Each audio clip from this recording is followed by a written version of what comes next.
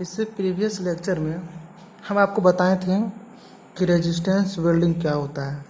ठीक है, एक बार और आपको डिफाइन कर देते हैं कि welding is done by supplying high rate of electric current, जो कि 10,000 से 50,000 एम्पियर में होता है, through the workpiece need to be join by applying pressure over it after creating a required weld between the contact of two work piece. इसका मतलब आपको हम इससे पहले प्रीवियस लेक्चर में आपको हम समझाए थे कि रेजिस्टेंस वेल्डिंग होता क्या है। देखिए यहाँ पर एक डायग्राम है, बस ब्रीफ में हम आपको समझा रहे हैं। ठीक है, पावर सप्लाई होता है, ये एक सर्किट है, ये आपका इलेक्ट्रोड है, ये दूसरा इलेक्ट्रोड जो कॉपर का होता है, ये रोकर आर्म है। ठीक है, इससे हम क्या करते हैं, पावर सप्लाई करते हैं। पावर सप्लाई होता है करंट, ठीक है, आई, वो आई कितना होता है, लगभग 10,000 से लेके 50,000 के बीच होता है। ठीक है, वो ऐसे कॉपर रॉड पर गिरता है। ठीक है, तो इस पर स्पार्क होता है। स्पार्क जब होगा तो एक नजर का फॉर्म होता है, मोल्टन लिक्विड कन्वर्ट हो जाता है।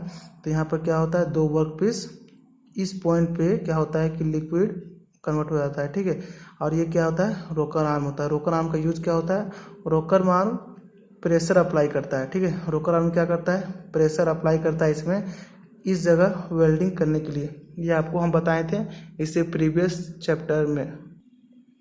ठीक है, तो अब बात करते हैं सेकेंड पार्ट कौन सा होता है, रेजिस्टेंस सीम वेल्डिंग।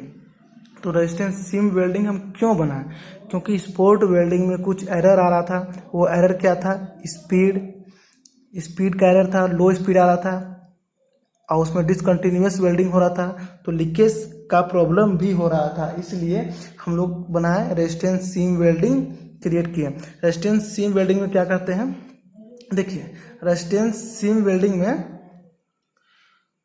ये आपका वर्कपीस है, ये पहला वर्कपीस जो टी थिकनेस का है, दूसरा वर्कपीस जो आपका टी थिकनेस का है। ठीक है, इसमें हमको वेल्डिंग करना, तो इसमें क्या करते हैं, इसमें एक बॉल लगा देते हैं। ठीक है, बॉल रहता है जो कॉपर का होता है और बिहेव करता है कैथोड और एनोड से। ठीक है, इसमें हम करंट सर्किट भी करवाते हैं, जिसे पावर सप्लाई है, एक सर्किट भी डिफाइन कर दिए हैं। ठीक है, इसमें फ़ायदा ये होता है कि इसमें, ठीक है, ये रोलिंग क्या करेगा, एक कांस्टेंट प्रेशर अप्लाई करेगा। ठीक है, वेल्डिंग के टाइम उसमें क्या कर रहा था, रोकर आर्म कर रहा था स्पॉट वेल्डिंग में, इसमें क्या करेगा, ये रोलिंग पार्ट करेगा। ठीक है, लेकिन इसमें देखिए उसमें क्या हो रहा था, स्पॉट वेल्डिंग में इसको डिसकंटिन्यूअस बन रहा था, इसमें क्या बन रहा है, कंटिन्यूअस बन रहा है। तो कंटिन्यूअस बनने से क्या होगा, मेरा लीकेज प्रूफ खत्म हो जाएगा, और ये उससे फास्ट वेल्डिंग होता है।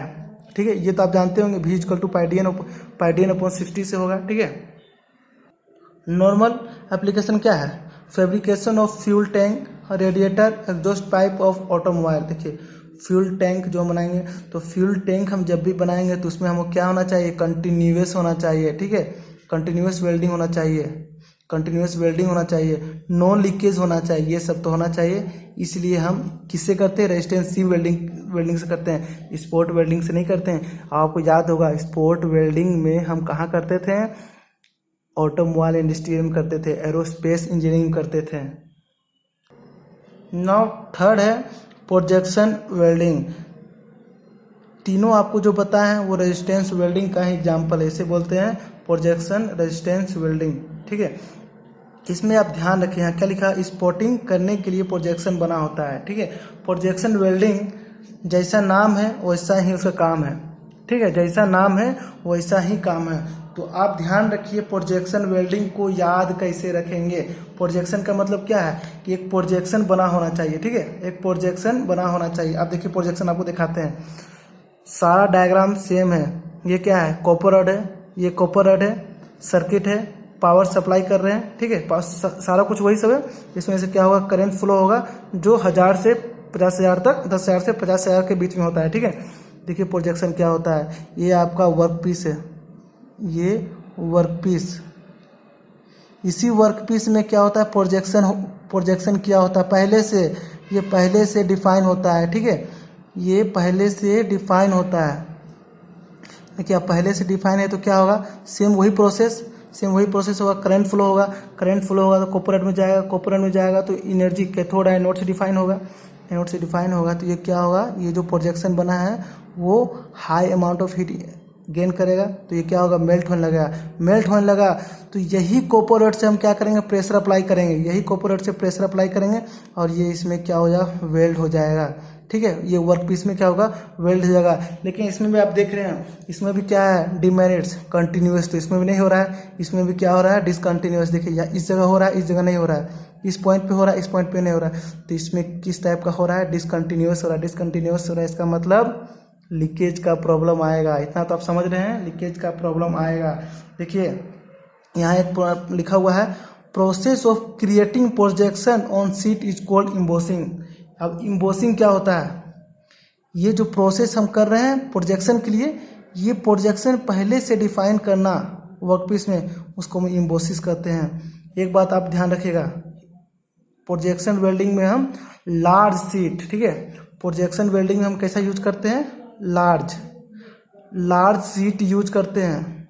अगर लार्ज शीट रहेगा तो इसका मतलब क्या है, लार्ज शीट रहेगा तो लार्ज डायमीटर होगा। लार्ज डायमीटर किसका, कैथोड और एनोड का लार्ज डायमीटर होगा। ठीक, कैथोड और एनोड का लार्ज डायमीटर होगा।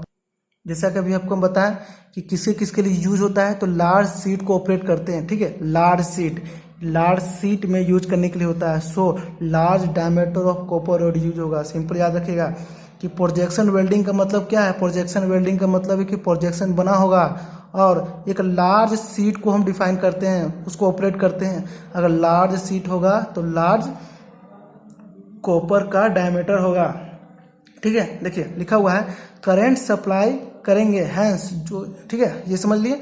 ये कुछ आपको हिंदी में मैं डिफाइन किया हुआ है, ठीक है, हिंदी में आपको हम डिफाइन कर दिए, इसको आप पढ़ सकते हैं। ठीक है, एक चीज और बात बताते हैं, इसमें क्या होता है, यहाँ लिखा हुआ है no leak proof joint is possible due to discontinuous spot welding. आपको भी बताए थे कि प्रोजेक्शन यहाँ पहले से बना होता है लेकिन कुछ कुछ दूर में बना होता है, तो अब इसलिए बात है वेल्डिंग में कुछ गैप आ जाएगा तो ये कंटिन्यूस तो नहीं है, डिसकंटिन्यूस है, तो लीकेज तो होगा ही। ठीक है, इसमें लीकेज का पॉसिबल होता है।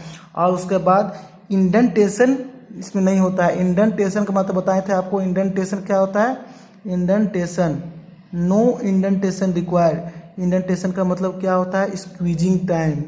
ठीक है, इंडेंटेशन का मतलब क्या होता है, स्क्वीजिंग टाइम। जैसे आपको हम बताए थे कि एक वर्क पीस यहाँ है, दूसरा वर्क पीस यहाँ है। ठीक है, यहाँ पे आपका नजट हो रहा है, तो आपका जो कैथोड है वो वर्क पीस को इतना दूर तक, मतलब ये डिस्टेंस तक, इसी को बोलते हैं इंडेंटेशन, ये डिस्टेंस तक वो क्या करता है, होल्ड करता है। जैसे मान लीजिए किसी चीज़ को हम लोग पकड़े हैं तो थोड़ा सा स्क्वीज करते हैं ना, स्क्वीज।